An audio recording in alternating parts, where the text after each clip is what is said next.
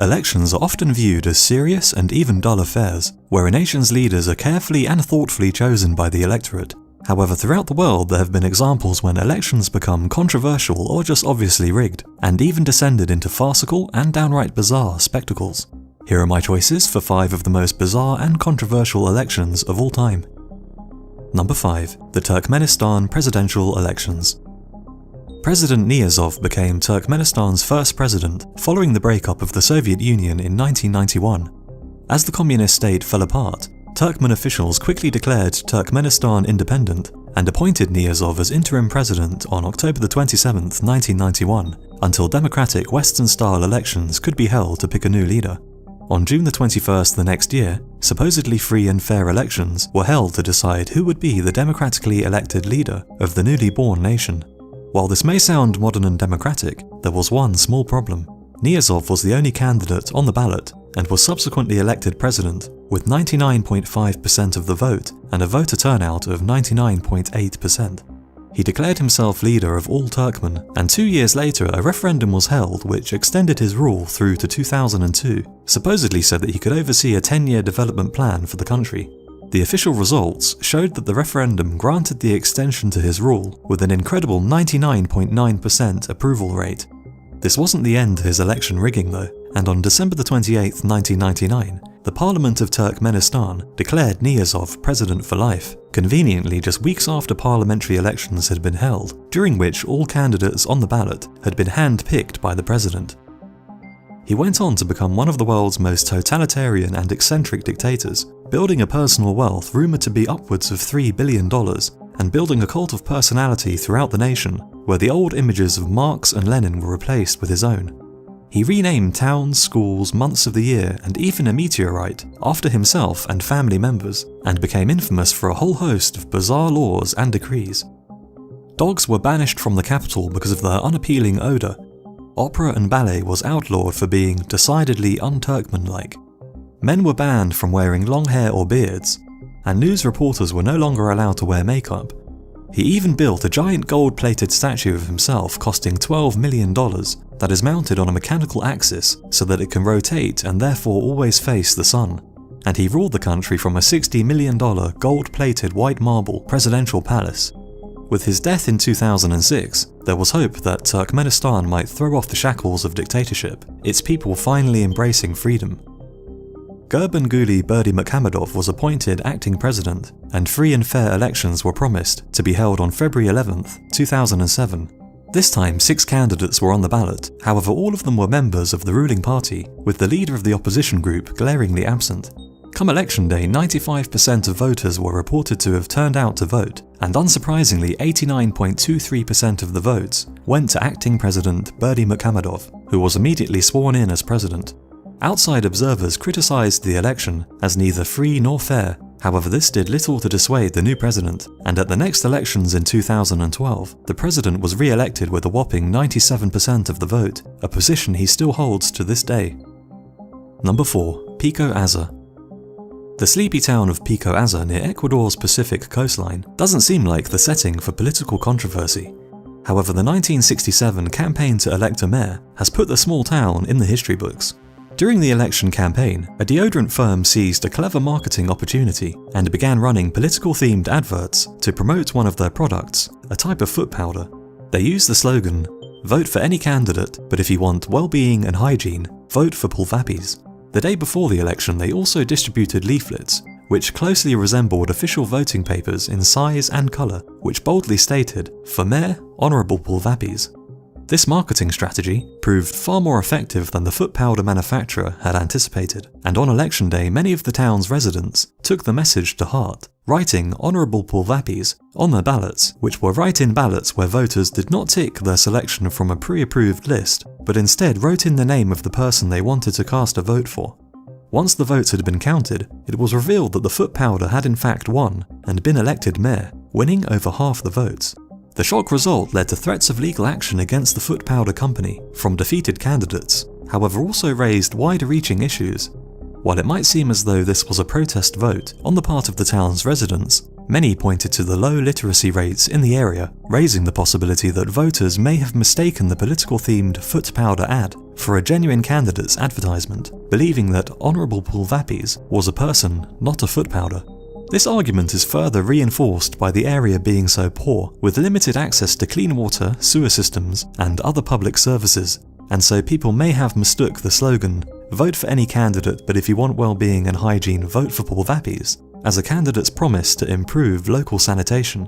Either way, the town was the first, but maybe not the last, to elect a foot powder to political office. Number 3. The State of Vietnam referendum. After the 1954 Geneva Conference, Vietnam gained independence from France, but was split between the Communist North and Capitalist South. The State of Vietnam controlled the South, pending elections which were supposed to unify the country under one government. The referendum of 1955 was supposed to determine the future form of the government, and was contested between Prime Minister Diem, who wanted South Vietnam to stay separated from the Communist North, and the former Emperor Bao Dai, who was now the head of state. Diem's anti-communist stance earned him the backing of the United States, who feared the spread of communism to the South. From the outset, the election campaign was anything but fair, and descended into a circus of publicity stunts and slandering. The former emperor was forbidden from even campaigning, and Prime Minister Diem used the army, police and media to launch personal attacks on the opposition. Police would go door to door warning people of the consequences of failing to vote for Diem, and organised rallies in rural villages where the local residents were addressed via loudspeaker. Prime Minister Diem used every tool available to him to portray the former emperor in a negative light. He was presented as a drunken and immoral womanizer who had little concern for the plight of Vietnam's people. Giant carnival-style floats were paraded through the streets of Saigon, showing the head of state with bags of money on his shoulders, alcohol in his hands, and naked blonde women draped over his body, in an effort to show him as a gambling womanizer with a taste for European women, who was in the pockets of the hated French. Posters were plastered all over the city with slogans describing Dai as the evil king, and calling those who might vote for him traitors to their country. And the press printed endless unsubstantiated scandals and stories about him, all while Dai was given no chance to defend himself, having even been banned from entering the country.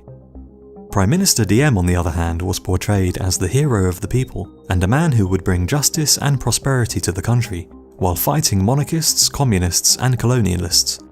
Even Dai's wife was attacked, and even though she was ethnically Vietnamese, she was a French citizen and therefore accused of being an agent of France. Even the election itself was stacked against Dai. Ballots for Diem were printed in red, which was traditionally associated with good luck and prosperity, while ballots for Dai were printed in green, a colour which in Vietnam was associated with bad luck and being a cuckold. Voters would have to place their chosen ballot in the box, while publicly discarding the other, meaning that their choice was not secret, leaving them open to intimidation and threats, with those voting green being beaten and having pepper sauce stuffed into their nostrils. Once the votes were counted, it came as no surprise that Prime Minister Diem won with a landslide 98.2% of the vote. The farcical nature of the election was highlighted when Diem won 605,000 votes in Saigon, despite only 450,000 registered voters living in the city. 3 days later, Diem named himself President of the New Republic of Vietnam and set about securing his absolute control of the country. Number 2. North Korea 2014. As strange as it might seem, elections are actually held in North Korea. However, they are anything but democratic, and in true North Korean style, are just another way to intimidate and spy upon their own citizens. Elections for the North Korean Supreme People's Assembly are usually held every 5 years, and the election of 2014 was the first since Kim Jong-un took over from his late father, Kim Jong-il. Voting is mandatory, and age or illness is no reason to abstain. If you're unable to attend the polling station, mobile ballot boxes will be sent to your home, and only those citizens not present in the country are excused. The run-up to election day is treated as a patriotic celebration, and on the day itself, voters are presented with a single candidate's name for their constituency, which they must either tick to approve or mark with a red pen and place in a separate ballot box to reject. The candidate is of course pre-selected by the Workers' Party, and abstaining or rejecting the chosen candidate is a dangerous proposition. The separate ballot box where votes against the candidates are placed is in full view of election officials, and such an act of defiance is likely to land you and your family in serious trouble, as a no vote is seen as an act of treason against the state. It's no surprise that with such high stakes, the 2014 election returned a 100% approval rate for candidates, with a 99.97% voter turnout. So why does North Korea bother with elections that are so obviously a sham? According to defectors, the election provides a golden opportunity to conduct a census on its people, with local officials monitoring who shows up and who doesn't. This highlights anyone who might have illegally left the country, placing their family in lethal danger, which discourages others from escaping the country. The elections also give authorities a chance to test their mobilization skills, check up on internal movements of people, and generally drill local leaders in the art of mustering large numbers of people, a skill that might prove useful in times of war. Number 1. Yon Na.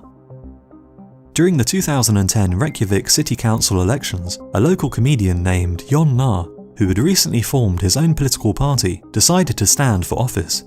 He had formed his party, which was given the name Best Party, to use as a platform to mock and satirize the politicians who had been at the heart of Iceland's earlier economic meltdown, which was largely caused by politicians colluding with irresponsible banking practices. Some of Best Party's campaign pledges included building a Disneyland at the city's airport, installing a polar bear display at the zoo, a drug-free parliament by 2020, and free towels at all public swimming pools. The party even promised to break any and all promises they had made. The party's slogan summed up their disdain for the establishment, stating, "We promise to stop corruption. We'll accomplish this by participating in it openly." The party was largely formed of non-politicians, and from the outset they were treated as nothing more than a joke and a protest vote. Politicians and the media mocked and ridiculed Na, and he suffered accusations that he was making Iceland a laughingstock on the world stage. Following a terrible performance at a TV debate, it seemed as if the party was finished. However, their poll numbers continued to climb, despite the entire establishment seemingly out to get them. Come election day, the Best Party won the most seats on the council, winning 6 of the 15 seats and obtaining 34.7% of the vote. As the largest party, they could now pick the city's mayor, and unsurprisingly, Na was the man they chose. Against all the odds, a massive backlash against the country's politicians had carried the comedian and his unorthodox party into public office. Taken aback by the victory, he now faced the job of running the city, a task which would require coalitions with other political parties. He announced that he would not enter partnership with anyone who hadn't watched the TV series, The Wire. However, despite such public jokes, he actually performed well as mayor. Difficult decisions were made in order to tackle the city's ruined finances. Electricity prices were raised, along with other unpopular but necessary changes, and opposition parties worked with him as they recognized that such changes were essential. Despite such newfound responsibilities, he never lost his comedic touch, and would later appear in his official role as mayor in drag at the city's Gay Pride Parade, as well as posting a Christmas holiday greeting video, wearing a Darth Vader mask and Santa Claus cap. So there are my choices for 5 of the most bizarre and controversial elections in history. As always, let me know what you thought and what other strange elections you would have included in the list in the comments below, and I'll see you again on the next video.